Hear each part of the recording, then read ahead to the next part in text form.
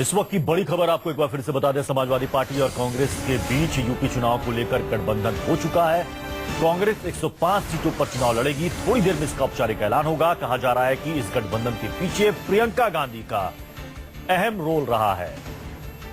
थोड़ी देर पहले अहमद पटेल ने ट्वीट करके इसकी जानकारी दी थी कि प्रियंका गांधी और अखिलेश यादव के बीच बातचीत हुई है गठबंधन को लेकर और जल्द ही इसका ऐलान होगा। और उसके बाद ये खबर आई कि 105 सीटों पर कांग्रेस लड़ने को तैयार है और 298 सीटों पर समाजवादी पार्टी चुनाव लड़ेगी। और ये तस्वीरें आप देख रहे हैं लखनऊ की, जहां पर थोड़ी देर में समाजवादी पार्टी का घोषणा पत्र जारी होने वाला है। संजीव त्रिवेदी हमारे संवाददाता इस वक्त वहां पर मौजूद हैं। संजीव, हमने थोड़ी देर पहले देखा कि आजम खान वहां से मंच से निकले मुलायम सिंह को लाने के लिए। कितनी देर में मुलायम आ रहे हैं मंच पर? 500 मीटर की दूरी है यहाँ से जो निवास है मुलायम सिंह जी का, और अभी तक मंच पर बैठकर उनका इंतजार किया जा रहा है। आजम खान साहब थोड़ी देर पहले यहाँ से गए हैं। मुख्यमंत्री अखिलेश से उन्होंने बातचीत की और उसके बाद वहाँ से वो चले गए, लेकिन अभी तक मुलायम सिंह यादव मंच पर नहीं आए हैं, शिवपाल यादव मंच पर नहीं आए हैं। यहाँ पर बाकी जो मंत्रीगण हैं उनका भाषण चल रहा है, आलू वालिया भाषण दे रहे हैं, लेकिन अभी तक ये नहीं है कि मुलायम सिंह यादव पहुंचे हैं या पहुंचेंगे। इसके बारे में कोई कॉन्फर्मेशन नहीं किया जा रहा है। कुल मिलाकर हालात ये लग रहे हैं कि क्या ऐसा है कि मुलायम सिंह यादव आना नहीं चाहते, क्या वो नाराज हैं, ये तमाम ऐसी बातें हैं जो अटकलों के दायरे में है फिलहाल। अभी तक यही फिलहाल इस वक्त मंच पर मुलायम सिंह यादव नहीं है और उनका इंतजार ये जो रिलीज होने वाला है मैनिफेस्टो, उसके पहले किया जा रहा है। संजीव, शिवपाल कहाँ है? लखनऊ में है या फिर किसी और जिले में है?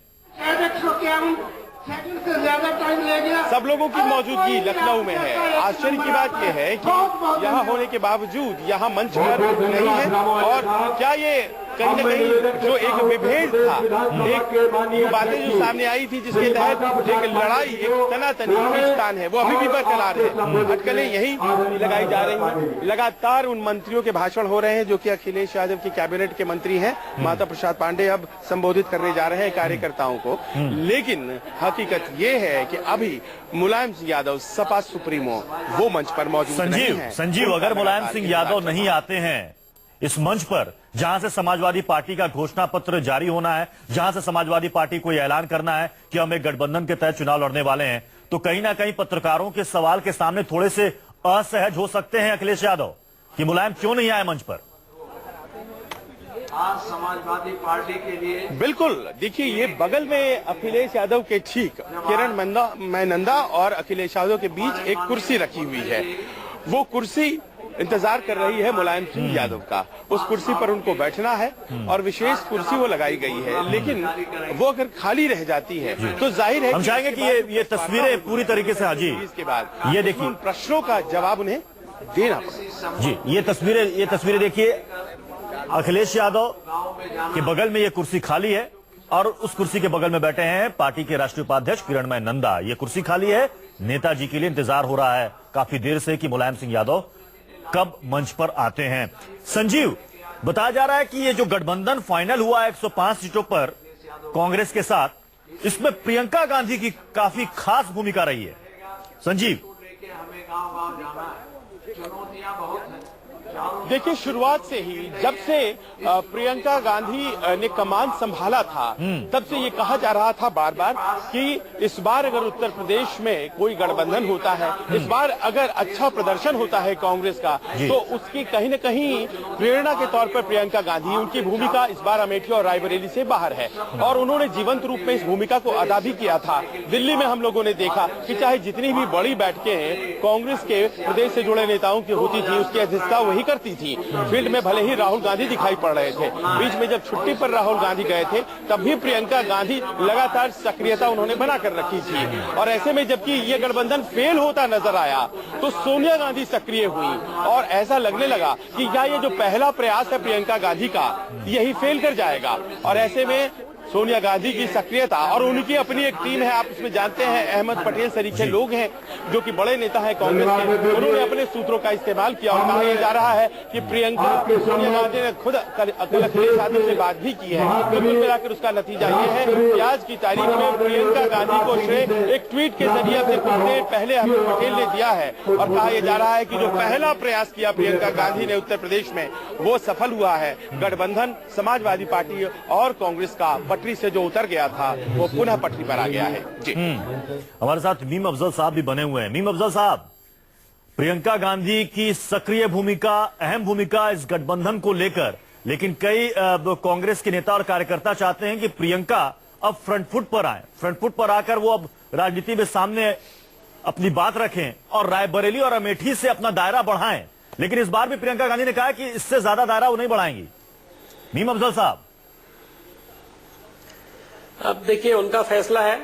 जो ख्वाहिश का इजहार हमारे बहुत वर्कर्स भी करते हैं, लीडर्स भी करते हैं, हम खुद करते हैं जी। मैं खुद भी चाहता हूं कि वो आए और अपने भाई के साथ मिलकर के कांग्रेस पार्टी को आगे बढ़ाने का काम करें। पीछे से उनकी एक हमेशा सपोर्ट रहती है पार्टी को, और वो इस तरह की सपोर्ट है जिस पर हमको यकीनन बहुत भरोसा भी होता है। और अभी आपके जो संजीव कह रहे थे, बड़ी हद तक उनकी बात में एक वजन मुझे नजर आता है, क्योंकि पिछले कुछ दिनों से वो काफी सक्रिय हैं और उन्होंने कोशिश की है कि पार्टी एकजुट रहे और उसके प्रोग्रामों को वो अच्छी तरह से समीक्षा करें। खास तौर पर रायबरेली और अमेठी को तो पहले भी देखती रही हैं और उसको सामने रखते हुए ही वो अपनी स्ट्रैटेजी को और अपनी पूरी ऊर्जा को उस पर लगाने का काम करती हैं। और मैं समझता हूँ पार्टी को उससे बड़ी ऊर्जा मिलती है, बहुत फायदा उसका होता है। और पूरे वर्कर्स जो हैं हमारे और पूरे देश के अंदर एक ख्वाहिश तो है जी कि वो आए पार्टी के अंदर और राहुल जी के साथ मिलकर के जो है। लेकिन मीम अफजल साहब, प्रियंका गांधी ने अपने आप को हमेशा उन्हीं की ओर छोड़ा है, क्यों रखा है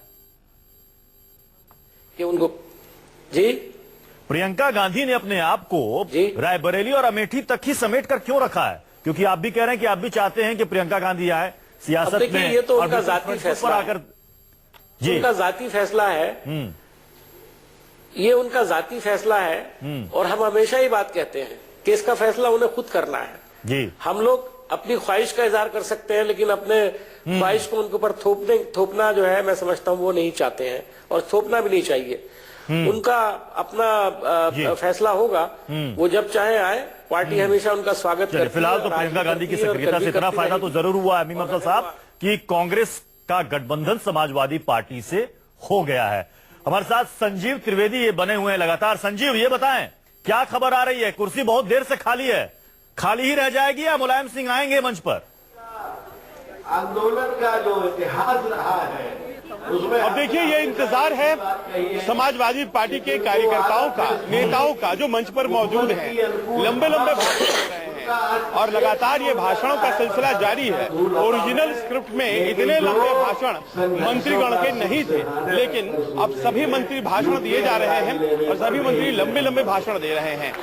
कुर्सी पर बैठे हुए अखिलेश यादव और दूसरी तरफ किरणमय नंदा, बीच में खाली कुर्सी, इंतजार मुलायम सिंह यादव का चल रहा है। आजम खान जो कि सबसे पहले अखिलेश यादव के साथ मंच पर आए थे, वो कुछ न कुछ गुफ्तगू करते गए लगातार अखिलेश यादव के साथ और मंच से उतरकर फिर चले गए हैं। बमुश्किल 500 मीटर की दूरी पर आवाज है मुलायम सिंह यादव का, अभी तक आए नहीं है वापस। क्या उन्होंने जिद पकड़ लिया है? क्या वो नहीं चाहते हैं कि वो आए? क्या उनकी नाराजगी बरकरार है? ये तमाम बातें अब अटकलों के दायरे में यहाँ पर चर्चा में आ गई हैं और ऐसे में प्रश्न यही है कि क्या मैनिफेस्टो रिलीज का इंतजार रहेगा लोगों को? संजीव, आपको रोकना चाहेंगे या फिर 300 सीटें लेकर आएगी बीजेपी और ये जो गठबंधन है ये सब कुछ ड्रामेबाजी है। एक छोटे से ब्रेक के लिए यहां पर रुक रहे हैं, ब्रेक के बाद फौरन लौटेंगे। आप